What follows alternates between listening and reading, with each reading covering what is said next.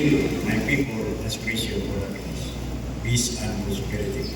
May the Almighty God help me consecrate myself for the people I am called to serve. Okay, please be seated.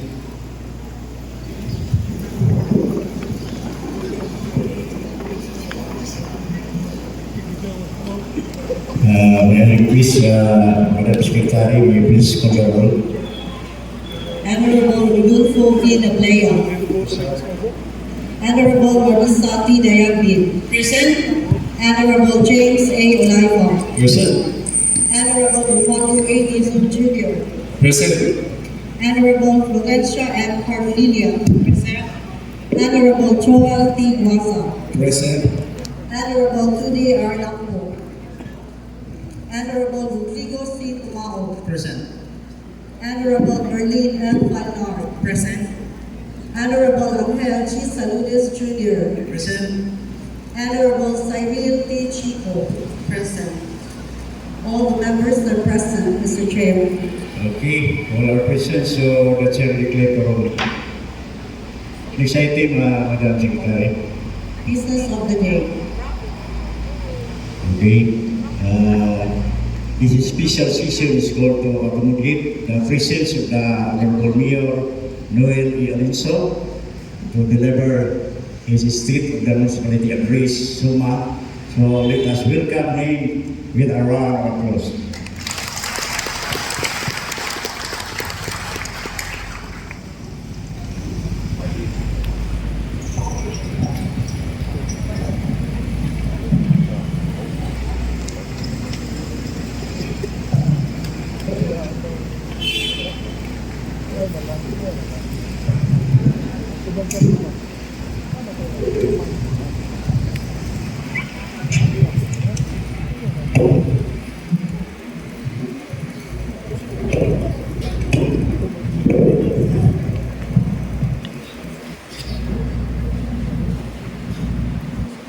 My respect to the honorable members of the Sangguniang Bayan, headed by Vice Mayor Rodel Nablea,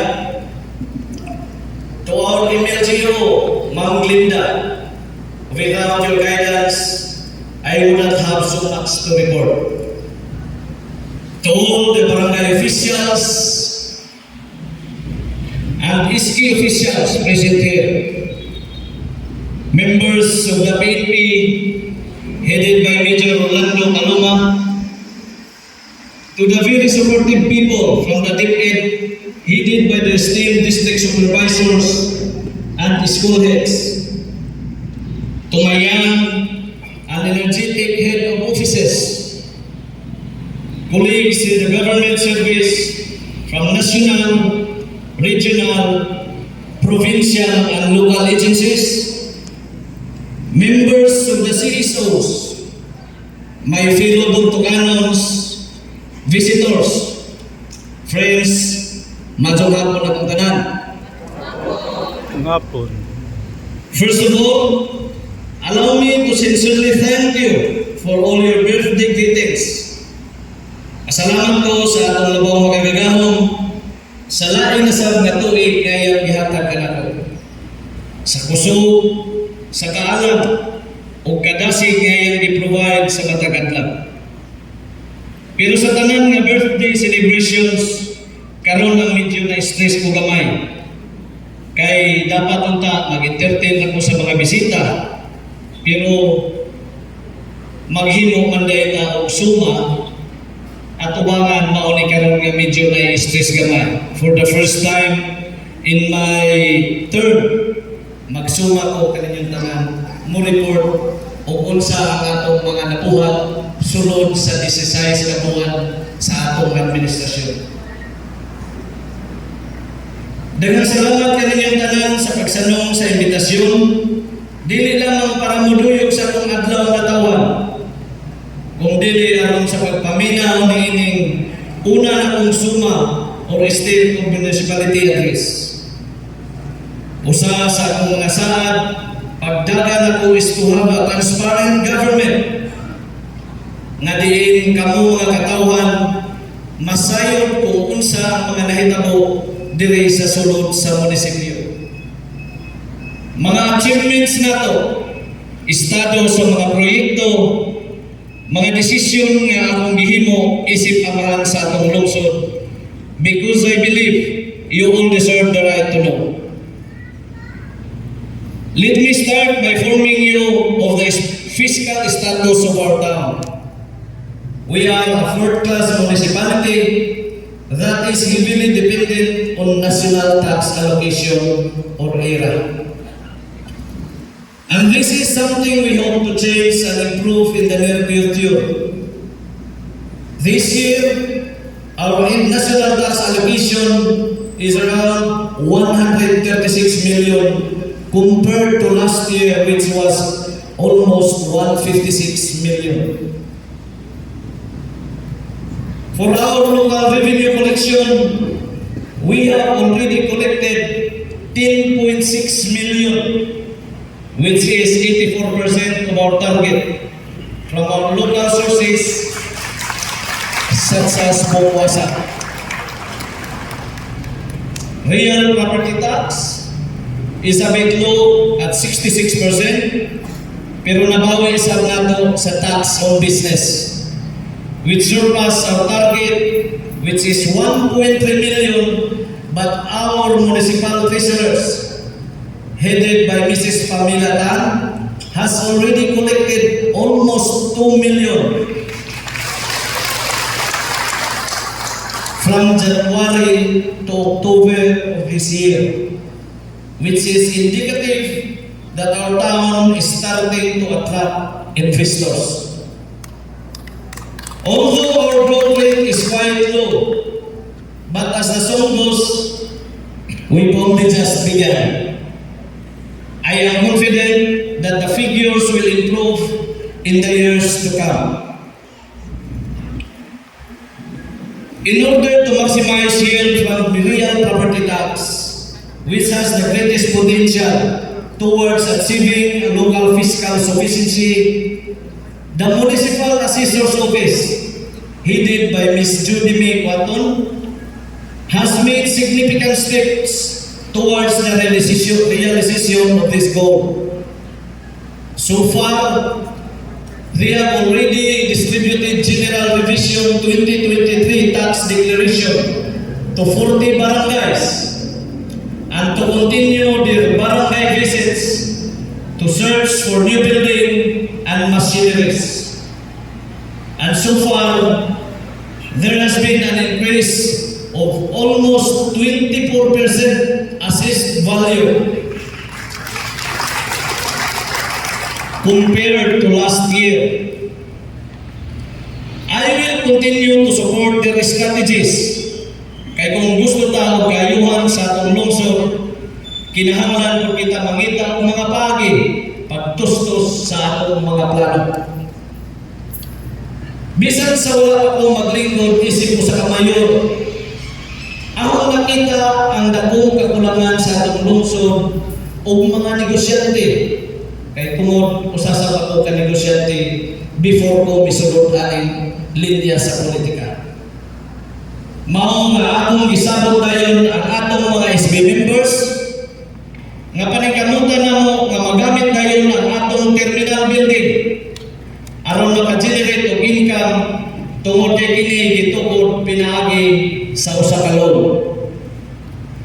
Sa karon aduna na kita yung mga nag-rent sa atong building sama sa 7-Eleven, Krispy Kreme, DLTV o uban pa.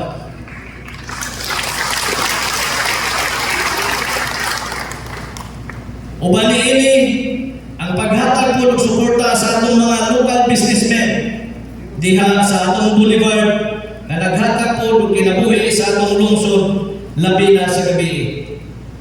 Karon ubay-ubay na ang inyong makita ang mga tindahan diha sa atong sentro nga dili na kita kinahanglan nga modayo sa silingang lungsod para sa atong inadlaw-adlaw nga panginahanglan. Dili madugay atong nasabablihan ang bagong public market worth of 10 million.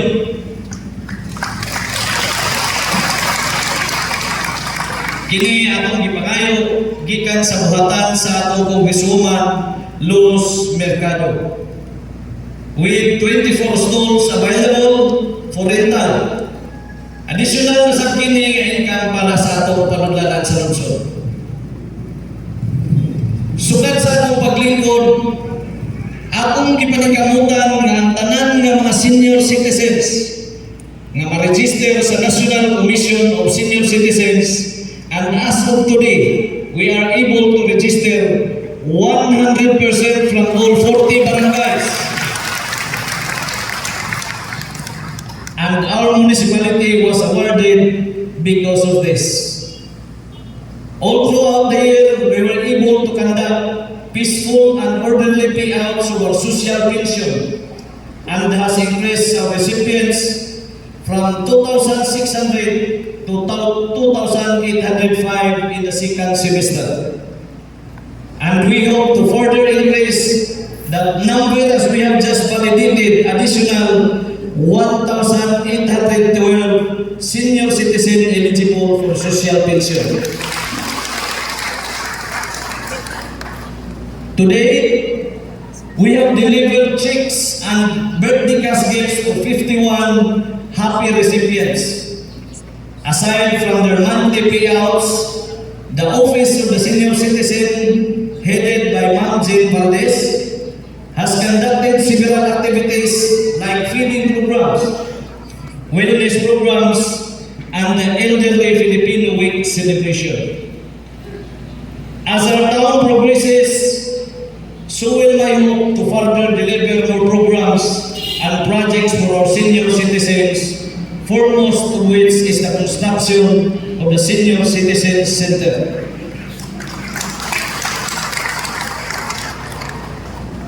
Responding to the mandate of the Civil Service Commission on the Great Filipino Workout, our Human Resource Department, headed by Mrs. Ruby Chua, has successfully implemented a wellness program for all our employees, focusing on physical, mental, emotional, spiritual, and financial aspects.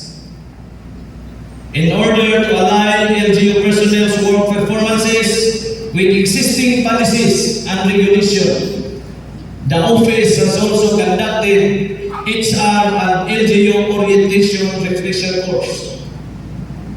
We have also partnered with the different schools with their immersion programs and on-the-job trainings. Following the mandate of the Department of Labor and Employment, we have also participated in their government internship programs with 40 young workers who has been given the opportunity so far. Last summer, 45 Bontocanon students from low-income families were given the opportunity to work under the special program for employment of students. With Mrs. Chua as head of this department, I am more than confident that the goals and objectives of this HR department will be achieved with flying colors. With our town being largely dependent on agriculture and fishing, I made sure that programs, livelihood assistance and technical assistance to farmers and fisher folks will be timely delivered as they need not only to survive, but to thrive. Since last year, we have facilitated more than 10 million worth of rice seeds, financial assistance, fertilizer and chemicals, fertilizer discount voucher, and technology transfer through school on air.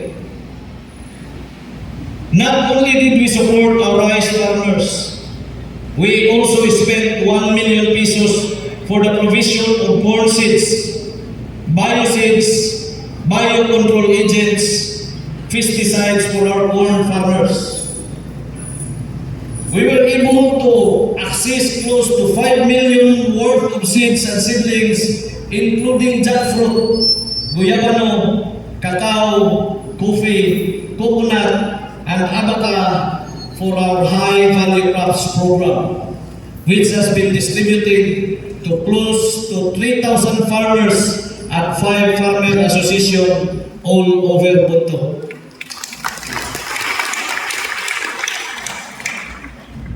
Para sa atong mangingisda, pinaagi sa tabang sa BIFAR, ug budget na to gikan sa LGU, nakahatag na po kita og close to 1 million pesos nga support in the form of tilapia fingerlings, grower feeds, fishing tools, and equipment and fuel subsidy. Through the direct efforts of our President Municipal Agricultural Officer, Mr. Edgar Sabilio, and his team, we have also created the Municipal Fisheries Law Enforcement Team, reactivated Bantay Dagat, reorganized Municipal Fisheries and Aquatic Resources Management Council in order to further protect our coastal areas. Sa pagkakaroon, ang compliance permits and licenses for fishing boats has increased to 40%, generating additional income gihapon sa atong panudlanan. We spent 350,000 for different programs for animals and livestock, which includes dog vaccination, deworming, artificial insemination, dog and cat castration, and utilizing funds granted by Department of Agriculture and SAAD, we were able to purchase several farm equipment and machineries such as water pump genset, power tiller with multi-cultivator, hand tractor, and grass cutters. Mapasigurbuhon po nga ako nga magpahibalo kaninyo nga nakakuha po kita og special projects worth of 22 million nga gipang-apod-apod sa nagkalain-lain nga kabaranggayan. These special projects includes to ready lay poultry, broiler chicken, swine breeding, dairy cattle project, ducks, and others.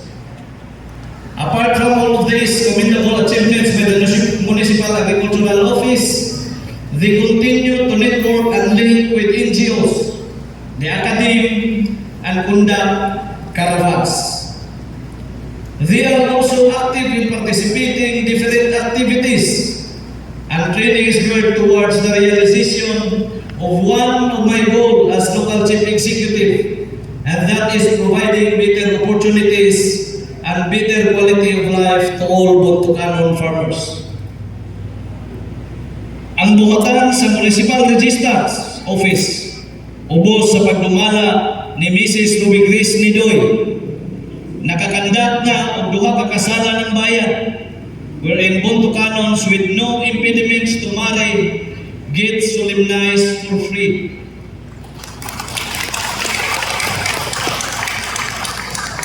Free ang kasal, free ang binyo, hasta ang food of dekorasyon.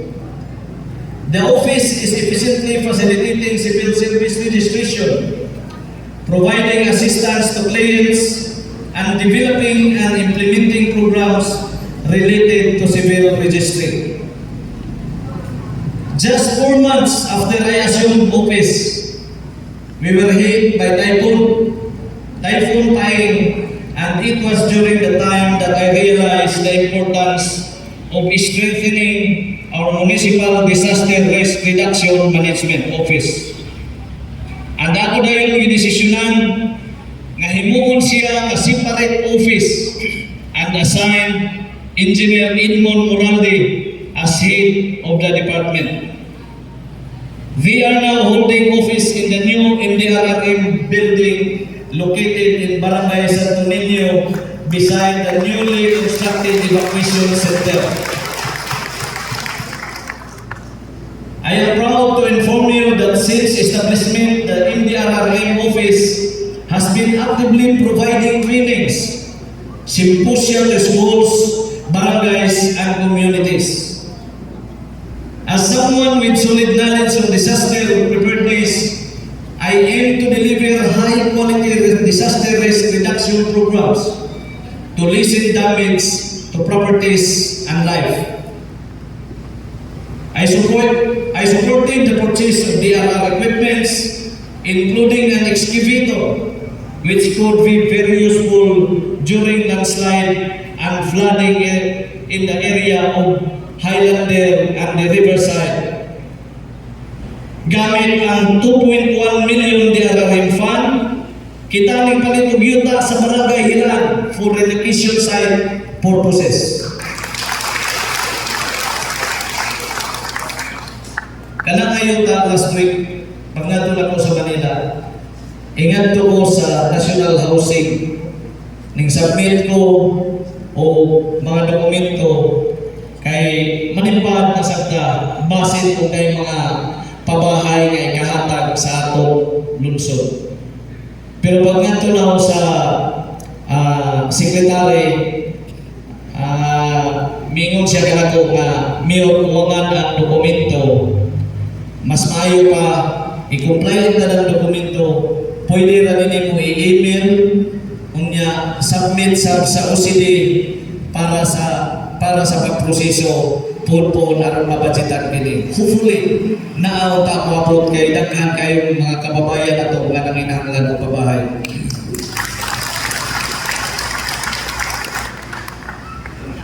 The office has completed implementation of community-based monitoring system worth of 4.5 million na diin ang mga informasyon magamit sa pagsulbad sa mga problema sa atong lungsod.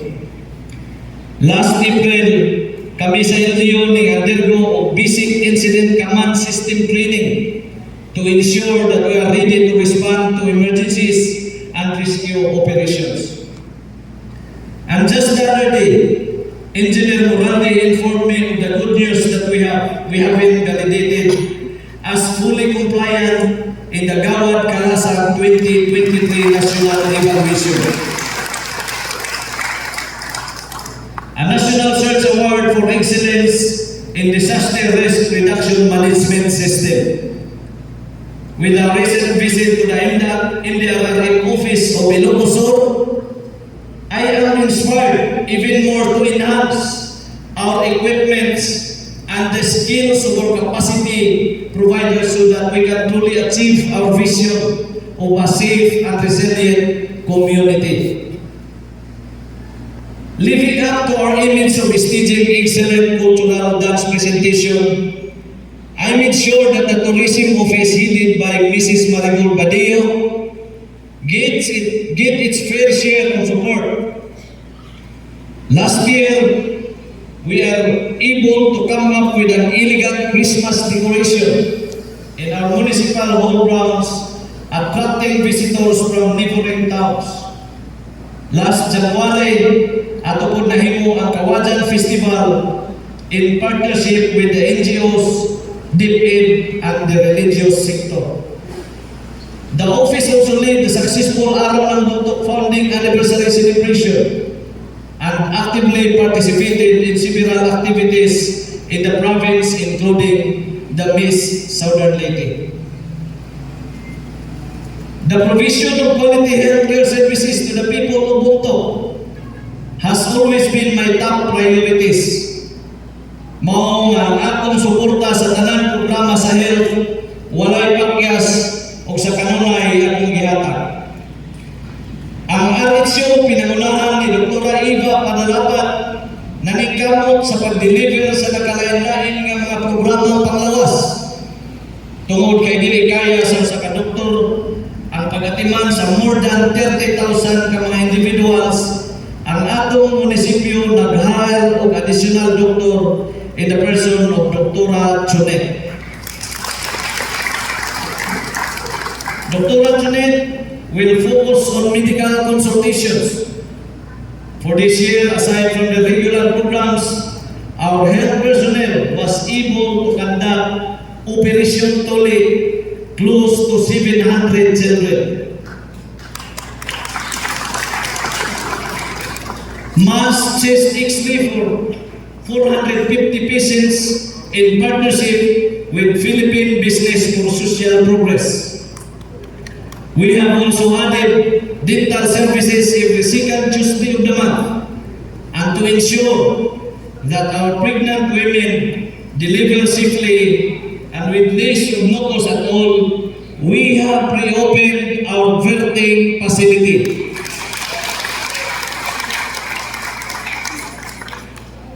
We have conducted medical mission to far-flung barangays like Hitaos, Pamixian, Ulisian as part of ILCAT activities. Akong gipaniguro, sukad sa akong paglingkod nga ma-improve ang pagserbisyo sa atong mga ambulansya o pagsiguro nga available kini sa atong mga katawan 24/7.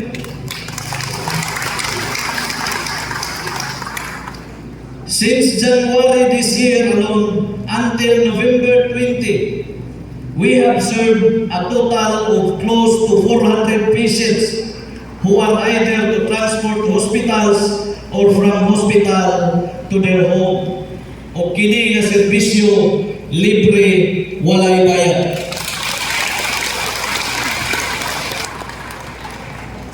We also purchased worth of 5 million medicines and supplies. Tungod kay gusto ko nga unta makaalalay ta sa mga naay maintenance nga tambal sa high blood o sa mga naay mga diabetes. Nag-provide sabta og free FBS testing, hematocrit examination. Tungod sa kakugi sa atong mga healthcare workers, nakakuha po daw nagkalain-lain na mga awards, and one of which is Dugong Bigay, Dugtong Buhay Award for Mass Donation Program.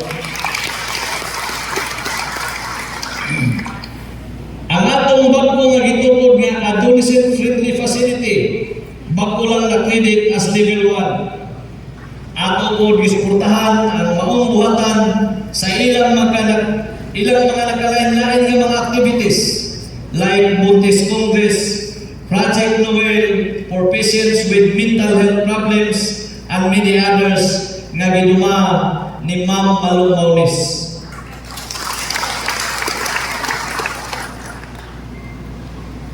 Although there is so much more to be done apan makaingon ko nga aduna ngay dako nga kausaban nga atong nahimo sa natad sa health. Aning puntuha, atong isaysay ang mga accomplishment sa Municipal Engineering Department headed by Engineer Antonino Mancio. Here are the infrastructure projects completed so far in the year 2022. Gunad na isa akong paglingkod. We were able to utilize the remaining budget in order to repair our municipal building which was damaged by the Typhoon Odette. Ato po na rehabilitate ang seawall protection sa atong boulevard o naka-repair po ta sa flood control sa barangay Hilaan. We were able to construct 5 SBDP projects worth of 6 million pesos, one of which completing of Farm to Market Road at Barangay Hilaan, Farm to Market Road at Barangay Hitaos, Farm to Market Road at Barangay Pamixian, and improvement of level to water system at Barangay Pamixian, rehabilitation of Farm to Market Road at Barangay Ulisian. Out of our 20% Economic Development Fund, we have implemented the following projects: completing of Junction Provincial Road, Sitio Maubog o Barangay Bunga, completion of 2-story isolation building, installation of solar lights at Barangay Poblacion, improvement of municipal abattoir. Kining atong municipal abattoir, ako nang gitawagan ang atong province kay hinatag ni sa provincial governor. Dili man mo receive ang veterinarian office kay na-affiliate sa construction site. Kay gusto na kadyo ko magamito ni Sija. Kay kahibaw ko nga nagsuffer na ang atong poblasyon sa abattoir nga karon na ang nagserbisyo ka nato. Pero wa pa ko'y mahimo kay gipausog pa kadyo ni Sija ni Dr. Cabarubias. Kaya di yun niya i-receive ang mga project. So, wala tayo may mahimo, ato yun siya buhaton until such time na makumplito ang mga project. Construction of deep well at Sitio Saksak, Barangay Hinaan. And for our STLJ incentive funds, worth of 5 million, I decided to build a central MRF as it badly needed for us to better manage our garbage. Using our general fund, we installed also a glass partition for offices o wala pa mong kabisita sa atong munisipyo. Please stop by para ma-appreciate ninyo ang mga inisyal na mga kababuhan nga atong nahimo. Sa ginaingon pa sa uban, mura ang malugisip ang sulod sa atong munisipyo. 2 weeks ago, our municipality was given the Quintong Tagumpay Award. And again, I'm proud na nakita lang na tagaan ini sa tanang lungsod. Kita lang ang bunto sa whole Southern Leyte. Another noteworthy achievement is our being a consistent top 1 performing local government unit in Region 8 of the Subaybayan Portal for 3 consecutive quarters. Right now, these are the ongoing projects which will hopefully be completed before the year ends. Rehabilitation of Santo Niño San Ramon Circumferential Road, construction of auto decompositor building, completion of level to water system at Sitio Katipunan ng Tagaytay at Barangay Buena Vista, construction of Biston Masonry at Barangay Hilaan. Additional na sabdisya sa Barangay Hilaan tungod kay naguba naman po ang usa ka daan nga flood control dito niya usulod naman sa tibuok barangay. Concreting of pathway at GT Village Barangay Mahayay, rehabilitation of Barangay Kasaw Daycare Center, and next week, the construction of an early childhood care development center. Mao kini ang atong gipangayo dito sa Kauluhan. Naa na siya mahimutang sa likod sa atong munisipyo, and to ensure that our local projects are delivered on time and in excellent quality, we have purchased 2 brand new backhoe for municipal projects and road maintenance. Actually, kining duha ka backhoe naningkamot og duol jud ani sa atong mga SB members na dapat naagitay backhoe kay ang atong Highlander area o ang atong Riverside area prone yun sa landslide o mga baha. Wa pa ko kalihok sa area sa Riverside kay naghuwat ko sa gratuitous permit nga gikan sa atong provincial governor nga ihatag. Dili man ta pwedeng mudritso ra ni Hapukay without their permission. Gahapon adlaw gipirmahan ni gobernur ang gratuitous permit. Ako nang gisultihan ang kapitan sa Barangay Ulisihan, wala pa po na umamit ang sa Barangay Pamigsian, Hitaos, o diri sa Ilaan. Hopefully next week, mahinay-hinay masundan ako, maski surfacing lang, at least dili na maglisod ang mga katawan na nagpuyog sa Riverside areas. Musulod na ini, minghagaw hausap na si Kaloy, kapitan sa Lanao. Iyon sa si Kaloy na, yun, adyaw dyan taon pasagdi ang Lanao. Kay maura ba na purpose na hindagan ko pagka-barangay kapitan sa mga among barangay. So, pohon-pohon, maghuwat ta, kay naapay laing barangay na kinahanglan tungod sa dili maabot ang ilang barangay, especially ang barangay Laugawan. Ang maunay ang daunggo na at least man lang ang kalsada maski dili concrete na ay maadyo madita maglisod pagbisita sa inyong mga barangay.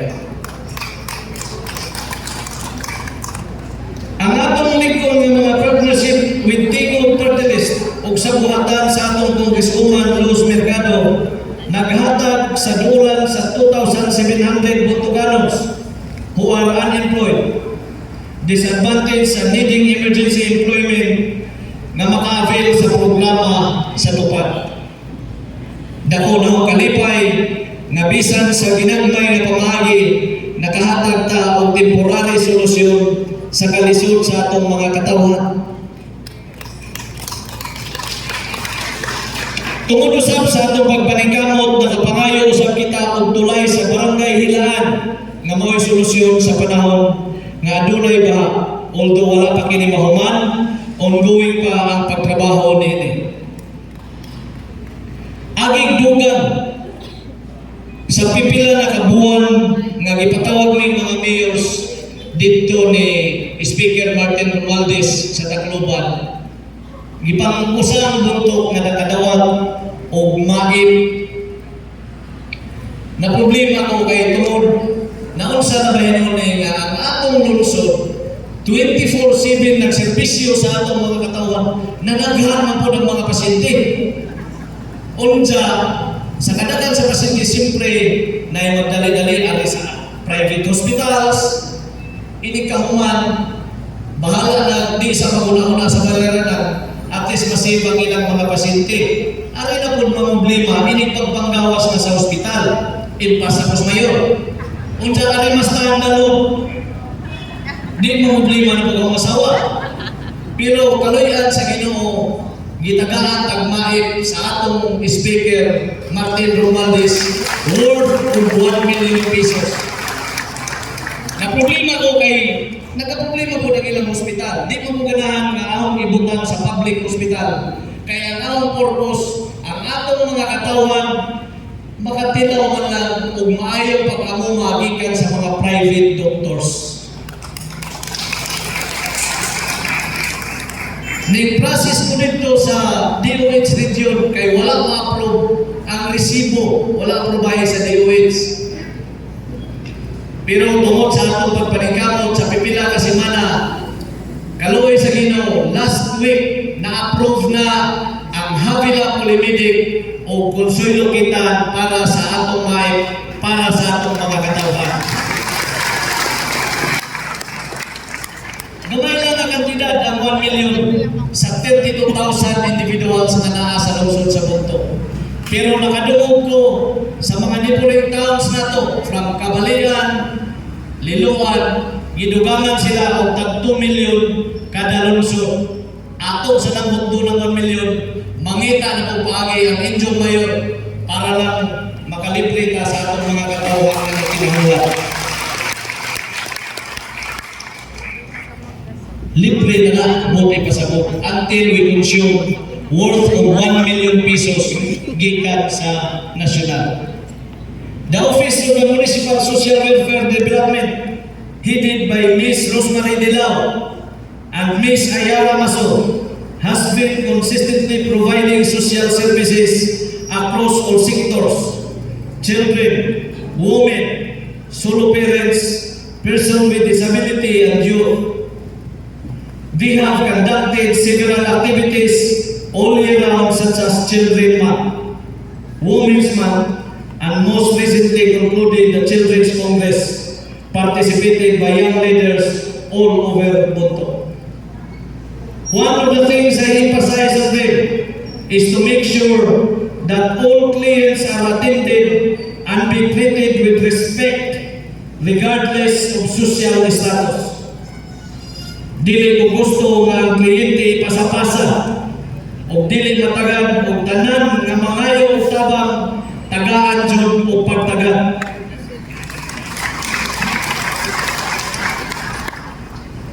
We have provided educational assistance and skills training to solo parents. As of now, we have enrolled 138 out of 715 PWDs for social pension, which I hope to increase next year. At present, we have almost 2,700 households that are enrolled in Pantawid program. Under the Sustainable Livelihood Program, the office was able to give 3.27 million worth of livelihood projects to 10 different barangays. projects such as hog fattening and egg production. From January to November, we have extended medical and burial assistance to 1,081 beneficiaries through our AX or assistance to individual in crisis situation.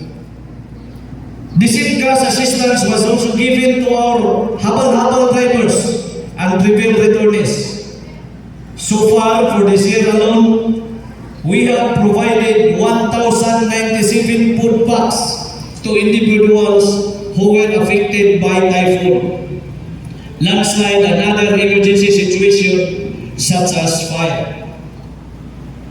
Under our emergency shelter assistance (KUNISA) program, we were able to give 10,000 pesos to 2,604 beneficiaries, or a total of 26,040,000 pesos. Bisan kini ning retire na si Ma'am Jikjik, akong i-special mention ang iyang pangalan tungod kay kaming duha ang naningkamot niini para mahatagan ang mga taong nanginahanglan.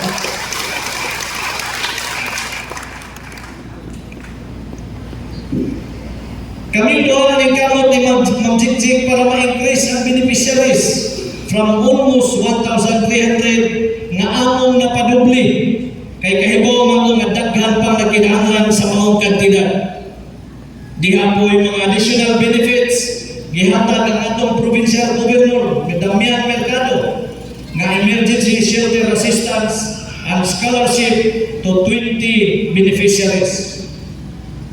Aduna usab 72 ka beneficiaries sa libreng pabahay nga nagikan gihapon sa buhatan sa atong provincial governor. One of the most difficult challenges that I faced after I was elected was the problem on solid waste management. I immediately did an inspection on our MRF area, organized our garbage collection schedule, our recent purchase of thermal decompositor, which will operation will finally address our decades-long problem on solid waste management. We are the only municipality so far who has taken this bold step. Dili pwedeng pasagdaan nato ning mga problema.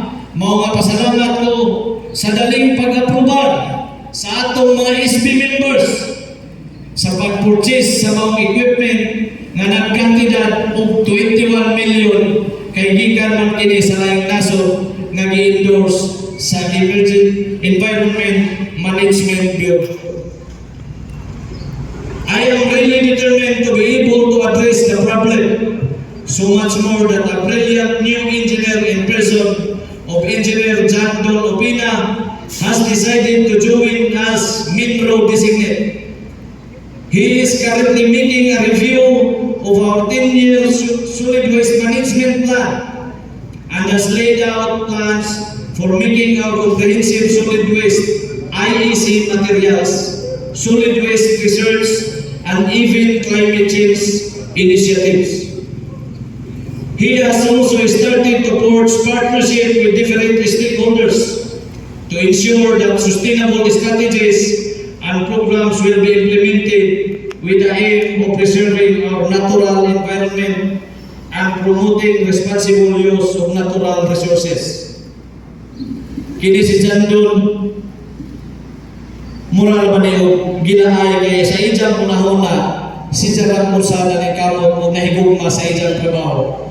Wala si kahibaw na all-out support ang mayor sa ijang gibuhat.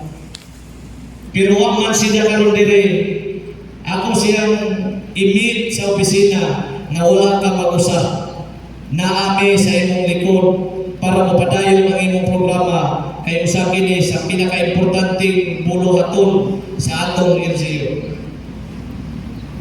With our new Minro, I am more than positive that there will be meaningful and recognizable achievements that we'll witness in the coming days. Ako sa ipakita ang akong suporta sa atong kabataan o mga teachers all over Punto by being isang tawag ka lang ngayon.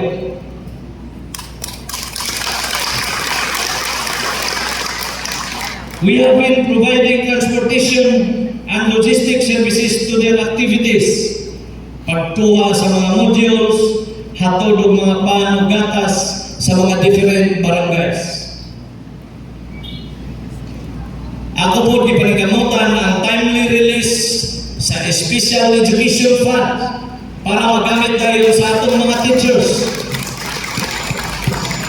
Naghatag sa kita og cash reward sa atong mga honor students. More than anything, I want the youth and the students to be inspired so that they will aspire for success. Mayo na nang gani kay pinaagi sa pagpanagkamot sa tao sa motorpool nga gipanguluhan sa atong igsoon, Eduardo Alenso,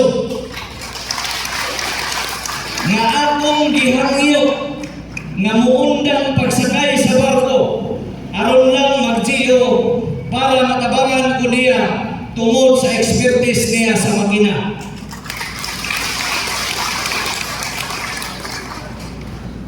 O tuod man, ubay-ubay na nga mga sakyanan nga sa unang panahon naglubog, apan karon mapusla na o nagserbisyo sa atong mga katawan, labi na ang naa sa kabugiran. Example nini ang matag Biyernes nga pagkuha sa mga malinda o utanon diha sa Divisoria. Kini libre ug dako na kayo tabang sa atong mga mag-uuma. Amidst all the challenges and the myriad of activities that I have to undertake for the past 16 months, I also made sure that Bontoc remains a safe, peaceful and enjoyable place to live.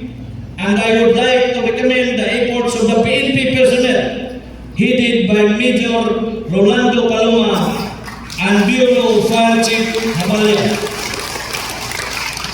In fact, we were able to obtain 100% in the 2022 Peace and Order Council performing audit.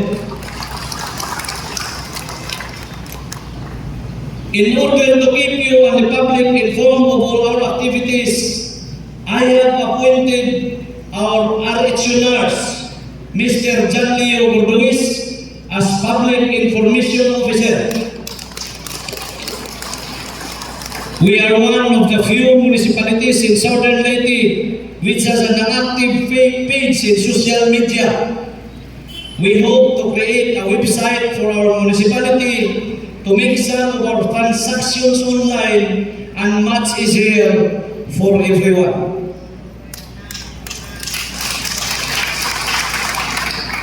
Our municipality has received numerous awards and recognitions apart from the ones reaped by the engineering and the RRM. The awards include the Seal of Good Local Governance in 2022, National Anti-Drug Abuse Council Awards, Top 1 Performing Municipality Field Office in Region 8, Seal of Child Friendly Local Governance Conference, Best Project Implementer for Fruit Trees, Growing Projects, and many others. All of these achievements, awards, and recognition is never entirely mine, but ours, because these have been made possible through the concerted efforts of everybody in LGU and the support, of course, of our Vice Mayor and all the SB members. Pare Rodi, Sir James, Pare Dodo, Pare Joel, Romplom Dison, Judy, Nang Nail, Nang Marisa, o Ma'am Bibi, inubasan sa atong SBI, Barangay Liga President, yun, sa Lodis, o ang atong iskipin nga si Michael Lampo. Daghang salamat sa inyong mga advices o mga suggestions. Gusto ko na ako pasalamatan ang atong budget officer nga si Risty Milagroso o ang atong accountant nga si Cristel Tulaytay. For your information, na ako diha nagkuha og giya sa mga veterano kanaa sa atong munisipyo. Daghan kadtong salamat ni Juris. Christine, sa inyong buhay puwas at tabang na rin ako. And of course, ang staff like Eugene sa GSO, who takes care of all the ambulance call 24/7. And especially si Minji, nga kanunay nagtabang ka na ko sa kadaghan nga buluhaton sa munisipyo, gusto na mapamundang. Ako nga sa siyaginan, o mundang ka, mamundang tagtanan.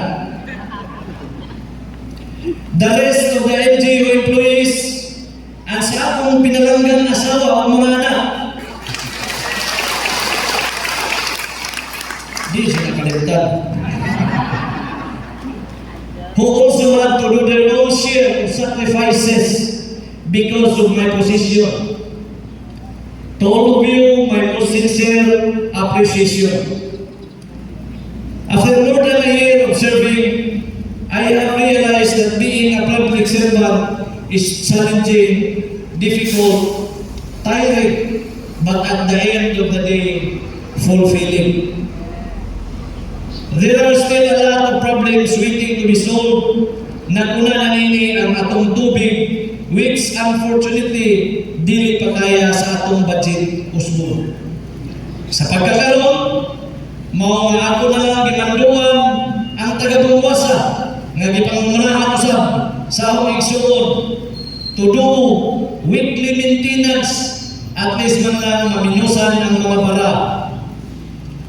There are still a lot of plans and dreams in my mind, but we all know that we cannot change a town in a blink of an eye. Not even in a year or 3 years. But the most important thing for me is that at least we have made progress.